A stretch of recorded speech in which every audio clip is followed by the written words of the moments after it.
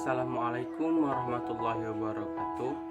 Perkenalkan, nama saya Herman Julianto, NIM 19020042. Di sini saya akan membuat tugas kewirausahaan yang telah diberikan dosen, yaitu membuat bisnis plan. Adapun bisnis plan yang akan saya jalankan yaitu bisnis fotografi.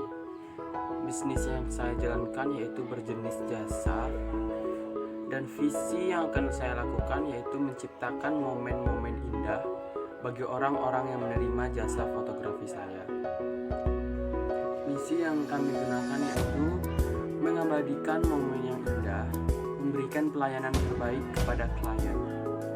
Nah, di sini saya akan membahas tentang beberapa cara membuat bisnis plan. Yang pertama yaitu target yang ingin kita capai. Yang kedua yaitu deskripsi bisnis. Yang ketiga produk yang ditawar. Yang keempat analisis pasar. Yang kelima pesaing. Yang keenam strategi pemasaran. Yang ketujuh dana. Di sini saya akan membahas satu persatu tentang tahap membuat bisnis plan. Yang pertama yaitu target yang ingin kita capai. Dalam target yang ingin kita capai, kita harus menentukan apa saja yang ingin kita capaikan dalam bisnis yang kita jalankan. Mendapatkan keuntungan dalam menjalankan bisnis, memberikan pelayanan terbaik kepada klien, membuat bisnis yang saya jalankan menjadi lebih dikenal oleh masyarakat. Selanjutnya yaitu deskripsi bisnis.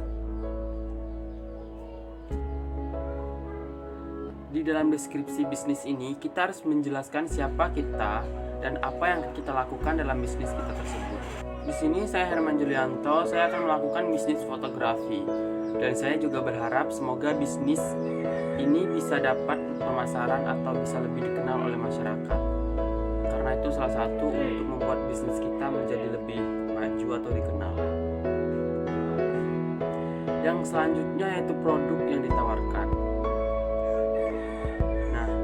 Di dalam produk yang kita tawarkan ini, kita harus menjelaskan apa saja yang akan kita tawarkan kepada klien atau kepada masyarakat dalam tentang jasa kita. Jadi, bisnis yang akan saya jalankan yaitu bisnis jasa fotografi, di mana nanti customer bisa memesan jasa ini seperti foto nikah, foto graduation, prewedding, foto hunting, foto akad nikah, foto ulang tahun, foto akikah, dan lainnya. Nah, selanjutnya kita juga harus menentukan apa pentingnya jasa kita dan kenapa orang itu harus memakai jasa kita. Nah, pentingnya jasa yang saya jalankan ini yaitu dapat mengabadikan momen yang indah di hari spesial, memiliki kualitas gambar yang lebih bagus dibandingkan gambar yang diambil oleh HP. Selanjutnya yaitu memiliki dokumentasi atau kenangan di hari spesial. Dan yang terakhir, keluarga tidak perlu sibuk mengurus foto karena sudah ada fotografernya atau sesi dokumentasinya. Yang keempat yaitu analisis pasar. Di dalam analisis pasar ini, tentunya kita harus mengetahui target jasa kita itu harus dipakai untuk siapa saja. Nah, sedangkan saya menargetkan jasa saya ini dipakai untuk anak-anak, mahasiswa, orang tua, kalangan remaja. Dalam kalangan anak-anak, tentu pastinya bisa juga memakai jasa fotografi ini, seperti untuk foto ulang tahun dan sejenisnya. Selanjutnya untuk mahasiswa. Dan mahasiswa juga bisa menggunakan jasa foto atau fotografi ini untuk wisuda atau sejenisnya. Sedangkan di kalangan orang tua juga bisa menggunakan jasa foto untuk sebagai nikahan anaknya ataupun sejenisnya. Sedangkan di kalangan remaja, sekarang banyak remaja yang menjadi selebgram, tentunya pasti membutuhkan foto-foto hasil foto yang lebih memiliki kualitas yang tinggi. Selanjutnya kita harus menganalisis pesaing.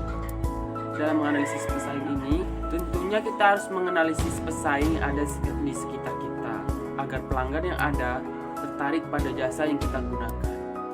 Jadi kita harus pandai-pandai mengatur strategi pemasaran. Karena di kalangan sekarang ini banyak sekali orang-orang yang menggunakan usaha atau yang memakai usaha fotografi, baik itu di kota ataupun di desa. Sedangkan saya sendiri melakukan jasa fotografi di desa, dan otomatis saya membuka target pemasaran saya itu untuk masyarakat menengah ke bawah.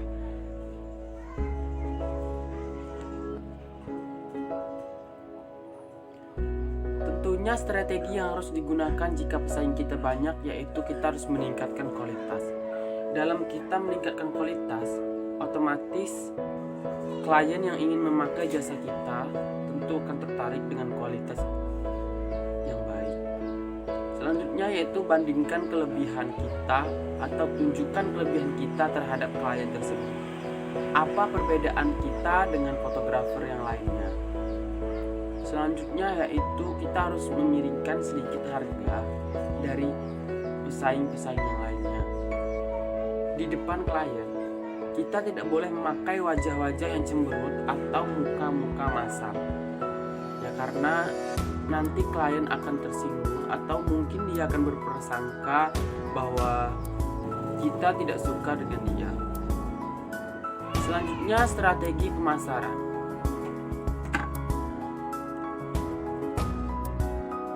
Dalam strategi pemasaran ini, kita harus pandai-pandai berbicara kepada klien agar klien tertarik pada jasa yang kita gunakan. Misalnya, kita harus membicarakan tentang konsep-konsep atau harus mengajak ngobrol klien tersebut agar klien merasa nyaman saat dalam sesi pemotretan. Apalagi di zaman sekarang ini tidak hanya memakai pemasaran dari mulut ke mulut, tetapi sekarang sudah sangat canggih karena telah memiliki teknik pemasaran melalui media sosial yang nanti pasti memiliki potensi agar jasa yang digunakan itu lebih luas dikenal oleh orang. Nah, jenis-jenis pemasaran yang bisa kita gunakan untuk menjual jasa atau produk kita yaitu dengan membuat iklan. Nah, dalam membuat iklan, kita harus membuat iklan yang lebih menarik agar iklan kita tersebut dibaca oleh pembaca. Yang selanjutnya kita harus melakukan teknik pemasaran melalui sosial media. Sekarang sangat banyak sosial media yang bisa kita jadikan sebagai bahan pemasaran untuk jasa kita, seperti Facebook, Instagram, WA, dan sejenisnya. Selanjutnya kita harus membuat spanduk tentang jasa. Selanjutnya yaitu jasa pemasaran.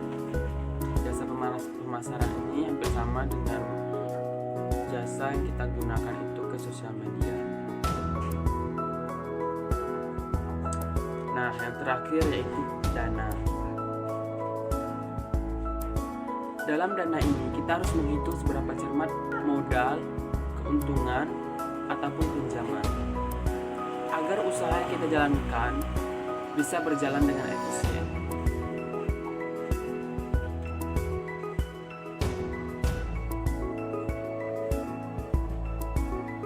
Nah, dalam dana ini kita juga harus menghitung beberapa modal, pemasukan, pengeluaran, dan keuntungan.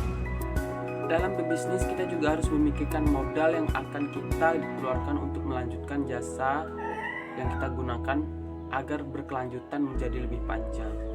Selanjutnya kita juga harus menghitung pemasukan yang ada dalam jasa tersebut. Itulah gunanya manajemen keuangan untuk mencatat pemasukan, modal, pengeluaran, keuntungan. Kita juga harus menghitung seberapa banyak pengeluaran yang kita keluarkan dalam jasa kita tersebut. Dan terakhir, kita harus menghitung beberapa keuntungan kita dalam satu kali pemakaian jasa kita tersebut, apakah sesuai dengan modal atau tidak. Baiklah, mungkin cuma segitu penjelasan menurut saya tentang bisnis plan. Jika ada kekurangan mohon dimaafkan. Saya ucapkan terima kasih. Wassalamualaikum warahmatullahi wabarakatuh.